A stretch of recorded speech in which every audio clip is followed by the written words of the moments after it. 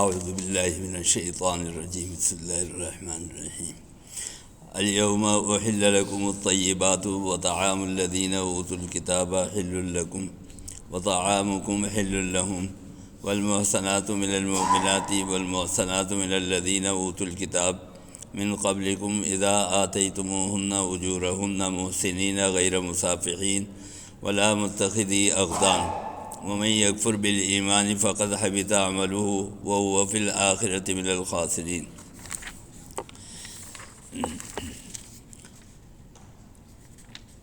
طعام سے مراد جو ہے وہ ذبیحہ ہے، اور محصنات سے مراد جو ہے پاک دامن عورتیں ہیں، یعنی پاک دامن عورتیں اور جو بری عورتیں ہیں ان دونوں کو الگ کر دیا گیا۔ اس کے لیے الگ لفظ استعمال کیا گیا پاک دامن عورتوں کے لیے محصنات۔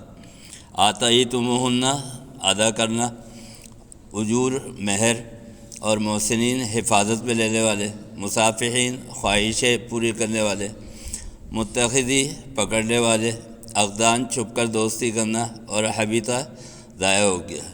یہ تو جو الفاظ تھے اس کے معنی تھے۔ اس کا ترجمہ یہ ہے اس آیت کا، یہ آیت نمبر 5 ہے سورۃ المائدہ کی۔ آج کے دن سے قیامت تک تمہارے لیے سب پاک صاف چیزیں حلال کر دی گئی۔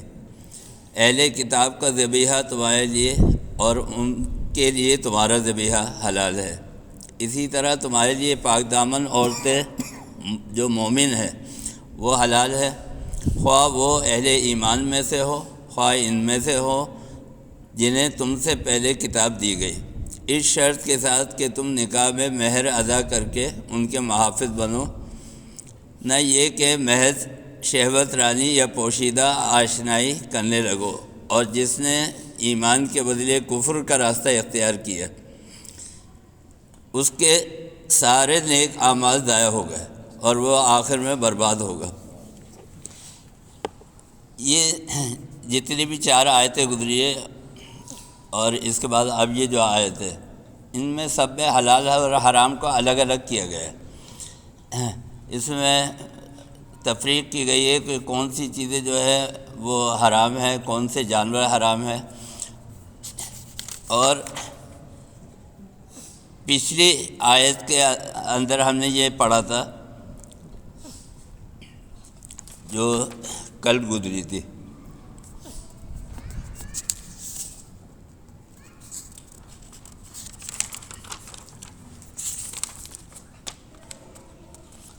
بھوک کے مارے کوئی اگر بے قرار ہو جائے، یعنی یہ تو بتا دیا کہ جو حرام جانور ہے وہ نہیں کھا سکتے، جس پہ اللہ کا نام نہیں لیا گیا وہ نہیں کھا سکتے، جن کو ذبح نہیں کیا گیا کہ ان کا خون بہہ جائے۔ اگر ذبح کیا ہے لیکن خون نہیں بہا، جیسے آج کل مشینی ذبیحہ ہے وہاں یورپ کے اندر، تو وہ جائز نہیں ہے، خون بہنا جائز ہے، تو وہ ساری چیزیں حرام ہیں۔ لیکن اللہ تعالیٰ کہہ رہے ہیں کہ اگر کسی کے اوپر ایسی کیفیت آ جائے کہ اس کے پاس کھانے کو نہ ہو، کوئی اس کو قرض بھی نہ دے رہا ہو، کہیں سے بھی اس کا کوئی سبب نہ بن رہا ہو کہ وہ اپنی جان بچا سکے، تو اس صورت میں پھر اس کے لیے یہ اجازت ہے کہ وہ جو حرام جانور ہے، مردار جانور ہے، وہ کھا سکتا ہے، لیکن اس کے ساتھ ایک شرط لگائیے، اور وہ شرط یہ لگائیے کہ اس کو حرام ہی سمجھے۔ یہ نہیں کہ اس وقت جو تمہاری اضطراری کیفیت ہے اس کی وجہ سے تمہیں کہا گیا ہے، اجازت دے دی گئی ہے تو وہ حلال ہو گیا، نہیں، وہ حلال نہیں ہے۔ مردار تو حرام ہے، لیکن اس وقت تمہاری کیفیت کی وجہ سے، تمہارے حالات کی وجہ سے اگر تمہیں اجازت دے دی گئی تو وہ حرام ہے، تو اس کو اگر ضرورت کے اچھا دوسری چیز، ایک تو چیز یہ کہ اس کو اضطراری کیفیت میں جان بچانے کے لیے استعمال کر سکتا ہے، اور دوسری چیز یہ ہے کہ اس کو برا سمجھے، اور جتنی ضرورت ہے، یعنی یہ نہیں ہے کہ اس نے کوئی چیز استعمال کر لی جس کو منع کیا گیا تھا، لیکن پھر اس کو اپنی خواہشات سے زیادہ، ضرورت سے زیادہ اس کو استعمال کر لیا۔ نہیں، جتنے میں اس کی جان بچ سکتی ہے اتنا وہ استعمال کر سکتا ہے، اس سے زیادہ استعمال نہیں کر سکتا۔ ان 2 شرائط کے ساتھ جو ہے اس کو اجازت دی گئی۔ اچھا، اس کے بعد پھر یہ سوال پیدا ہوا دوبارہ، لوگوں نے یہ سوال کیا کہ حلال چیزیں کون سی ہیں؟ یعنی یہ تو اللہ تعالیٰ نے پوری لسٹ گنوا دی کون کون سے جانور حرام ہیں اور کون کون سی چیزیں جو ہے وہ مردار ہے، لیکن اب اس کی تفریق کی گئی کہ جو حلال چیزیں ہیں وہ بھی بتا دیں۔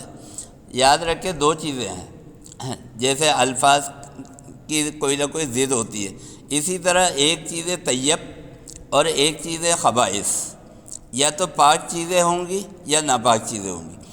تو اب یہ جب سوال کیا گیا حضور اکرم صلی اللہ علیہ وسلم سے کہ آپ ہمیں جو ہے وہ چیزیں بھی گنوا دیں کہ جو حلال ہے، تو اللہ تعالیٰ نے یہ آیت نازل کی کہ تمہارے لیے جتنی بھی پاک چیزیں ہیں، دیکھیں بہت ساری چیزیں ایسی ہیں، مثلا اس کی مثال ایسی ہے کہ جو چوری ہے، جو ڈکیتی ہے، جو قتل ہے، جو زنا ہے، آپ مسلمان ہو یا نہیں ہو، انسانی فطرت یہ ہے کہ کوئی کسی مذہب اور قوم سے تعلق رکھتا ہو وہ اس کو ناجائز و حرام سمجھے گا کہ یہ جو ہے غلط ہے۔ اسی طرح جو چیزیں مردار تھیں اس کو ہمیشہ سے انسانی فطرت پہ انسانوں نے حرام ہی سمجھا۔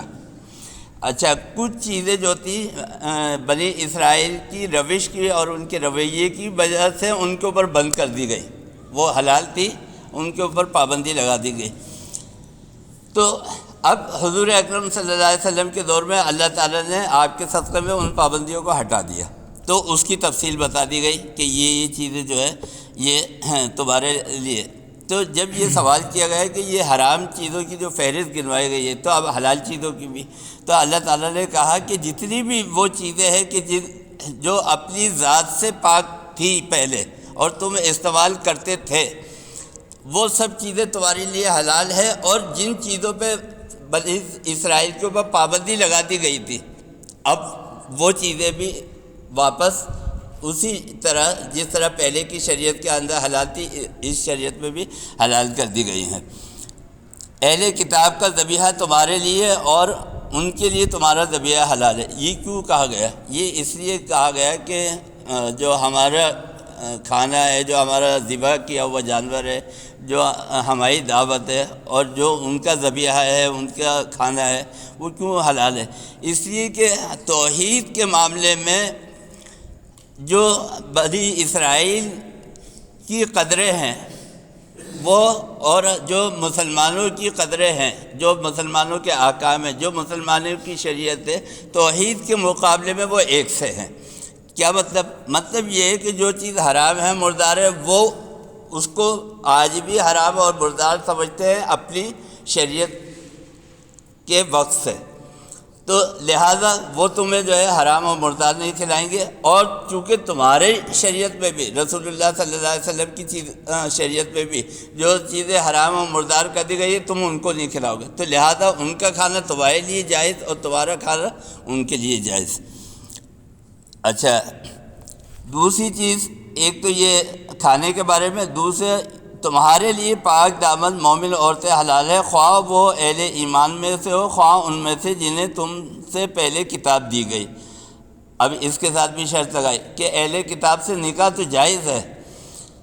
ہوتا یہ ہے کہ جب یہاں سے نوجوان جاتے ہیں وہاں یونیورسٹی میں تعلیم حاصل کرتے ہیں، بڑے ہوتے ہیں، اس کے بعد جب تعلقات بنتے ہیں تو پھر وہ ماں باپ کو کہتے ہیں کہ بھئی میں فلاں جگہ شادی کرنا چاہتا ہوں، تو اب ماں باپ آ کے مفتی صاحب سے پوچھتے ہیں کہ بھئی یہ بتائیے اہل کتاب سے نکاح جو ہے وہ جائز ہے یا نہیں جائز۔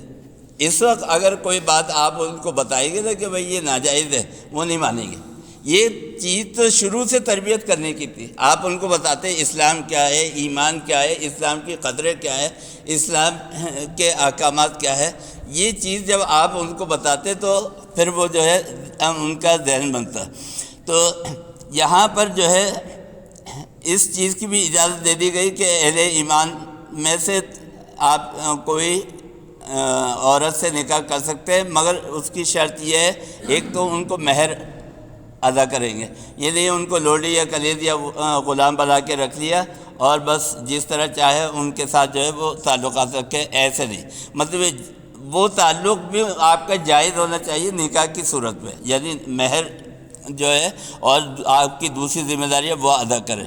نکاح میں مہر ادا کر کے ان کے محافظ بنو، نہ یہ کہ محض شہوت رانی یا پوشیدہ آشنائی یعنی چھپے تعلقات کے ساتھ ملو. کھلے عام جو ہے نکاح ہونا چاہیے اور جائز تعلق بننا چاہیے. جس نے ایمان کے بدلے کفر کا راستہ اختیار کیا تو اس کے سارے نیک اعمال جو ہے وہ ضائع ہو گئے اور آخرت میں برباد ہوگا. مثلا جو حدود اللہ تعالیٰ نے قائم کر دی ہے وہ حدود. فاسق کس کو کہتے ہیں؟ ابھی پچھلی آیت میں آیا تھا ذالکم فسق کہ وہ لوگ فاسق ہیں. فاسق کس کو کہتے ہیں؟ فاسق عربی کی لغت میں لکھا ہے کہ جو کھجور ہوتی ہے وہ کھجور جب پک جاتی ہے تو کھجور کے اندر گٹھلی ہوتی ہے، تو کھجور پکنے کے بعد جب وہ پھٹتی ہے وہ اس کی چھال جو ہے وہ اندر سے پھٹتی ہے تو وہ گودا باہر نکل آتا ہے. اس کو کہتے ہیں فسق.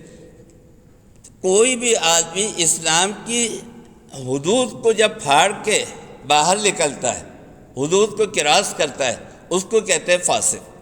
یہ ہے. تو اللہ تعالیٰ کہہ رہا ہے یہ جو ہم نے تمہیں بتایا حلال حرام کے احکامات، جو کوئی بھی اس سے تجاوز کرے گا تو پھر اس کی آخرت جو ہے وہ برباد ہوگی. یہ آیت نمبر 5 تھی. اللہ تعالیٰ ہمیں اور آپ کو سب کو حلال رزق کھانے اور حرام رزق سے بچنے کی اللہ تعالیٰ ہمیں توفیق عطا فرمائے. اللہم صلی علی سیدنا مولانا محمد وعلی آل سیدنا مولانا محمد مبارک وسلم. اللہ ہمیں قرآن پڑھنے سمجھنے اور اس پر عمل کرنے کی توفیق عطا فرمائے. اللہ قرآن کریم کے صدقے میں ہماری تمام مصیبتوں پریشانیوں کو دور فرمائے اور جتنے بھی لوگ بیمار ہیں سب کو شفا و تندرستی عطا فرمائے. وصلی اللہ تعالی علی خیر خلقہ محمد.